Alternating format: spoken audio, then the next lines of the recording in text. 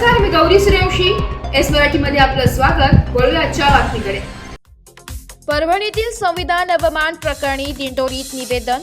Doctor Babasaheb आंबेडकरांनी सर्वसमावेशक संविधान भारत देशाला बहाल केले, पण दुर्दैवाने त्याच संविधानाची विटंबना करणारी घटना परभणीमध्ये घडली. त्याचा निषेध राज्यात सर्वच ठिकाणी करण्यात आला. अनेकांनी या गोष्टीचा जाहीर निषेध केला.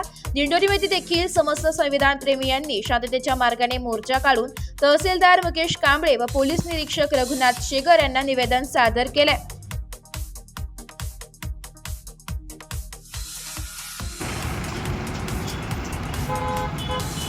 डॉक्टर बाबासाहेब आंबेडकरांचा भारतीय संविधानाचा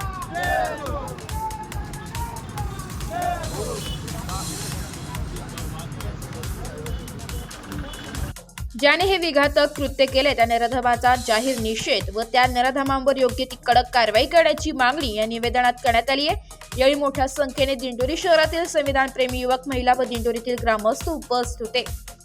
bureau report, S Marathi news, Dindori.